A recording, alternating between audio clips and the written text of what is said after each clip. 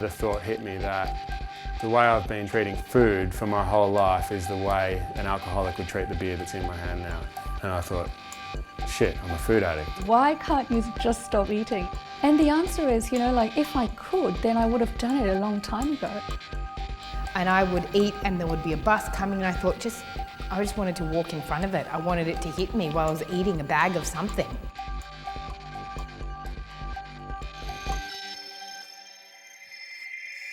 I believe I've always had a problematic relationship with food. I ate 6 pizzas at an all-you-can-eat Pizza Hut.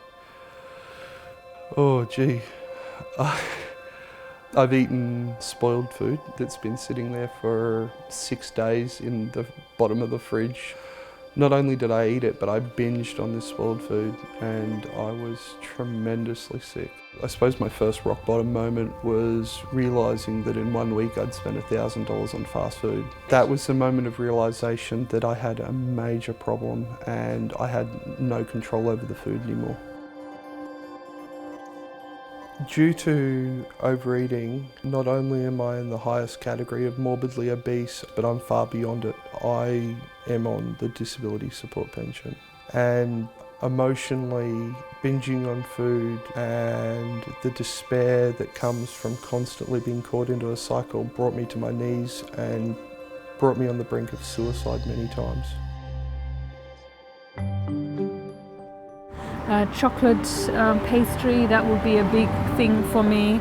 I would go on these sort of day-long safaris and just go from one shop to the next. So on my way to work, I would go to a bakery and I would buy a couple of pastries and go to the next place where I'd buy, a piece of cake or a cupcake. Then I might buy a pack of biscuits and just eat the whole pack, buy a bag of chocolates, maybe buy an ice cream, only to then maybe half an hour later go into the next shop and I might go and buy probably salty crackers.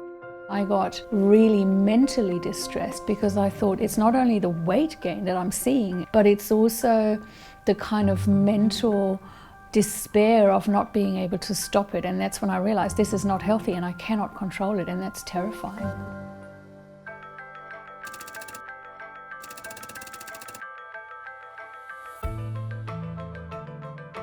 Food addiction is, having an unhealthy relationship with food. And it's not just talking about one episode of overeating, which I'm sure many of us can relate to. It's having multiple episodes of overeating that it impacts on their daily functioning, their social events. So what we see in mice is that we have foods that are high energy foods, so high in sugar or high in fat. And what we see is that we have changes in the brain that kind of are a similar phenotype to what we see in people using drugs. But when it comes to looking at research in humans, it's much earlier days. Not all individuals who are overweight or obese have a food addiction, and similarly, those people with a food addiction are not always overweight or obese. Food was a coping mechanism for me to protect myself from some childhood trauma. I searched for a sense of ease and comfort from food. If I could try to cure a problem by eating, that's what I'd do. The first time I had an understanding of my addiction was when I walked into the rooms, a fellowship of individuals that share the exact same problem that I have. Food Addicts in Recovery Anonymous is a fellowship of individuals who are recovering from food addiction. We welcome all who want to stop eating addictively. It's very similar to the AA program. My name is Abby and I'm a food addict. We are like an alcoholic with food.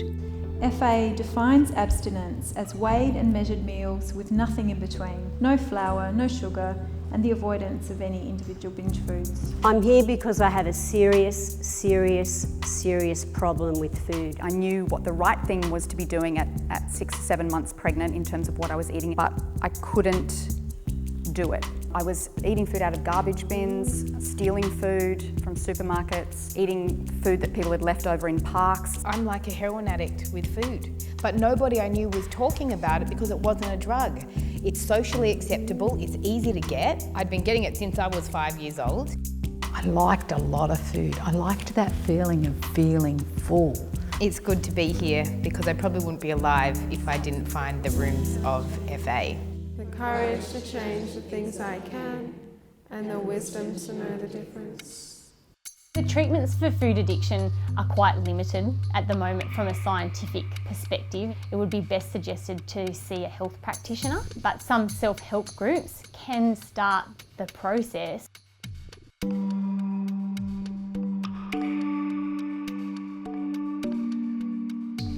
So basically I have trouble with controlling my food intake. I think of myself as a bit of a food addict. Perhaps I could choose one kind of food and just stick with that. He was dubbed the Potato Man. Andrew has eaten nothing but potatoes, yes, that's right, for an entire year. The 36-year-old embarked on the self-devised diet as a personal quest to break his food addiction.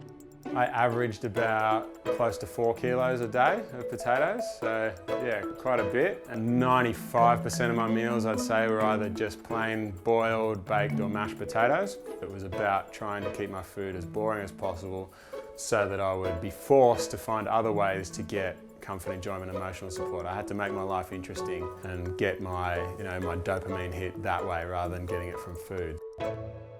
I had noticed that he was in a really bad place in terms of depression. Like, he was clinically diagnosed with that and anxiety. And when you love someone and they're in that position and they can, when they can actually think of a way to help themselves, when they have any motivation to help themselves at all and have any kind of brainwave, you support that. I think my relationship with food is 180 degrees to what it was. Are you still eating potatoes? Yeah, I eat potatoes every day. Most meals have potatoes somewhere in them. Still not sick of them? No, potatoes changed my life. I can't get angry at potatoes. I'm not here to argue against moderation, but just go find a busy road and walk down it and you'll see a lot of overweight people, and I guarantee you that every single one of them has tried moderation and it has not worked for them.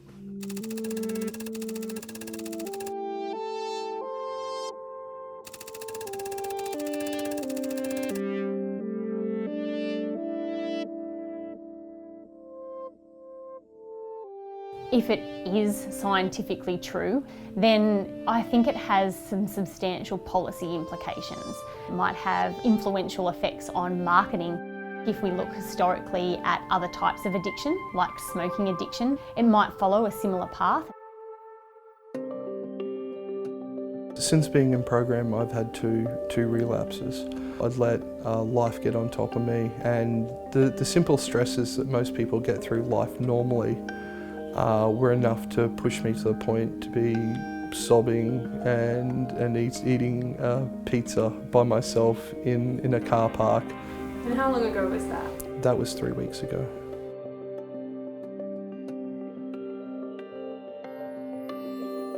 I'm very hopeful for the future.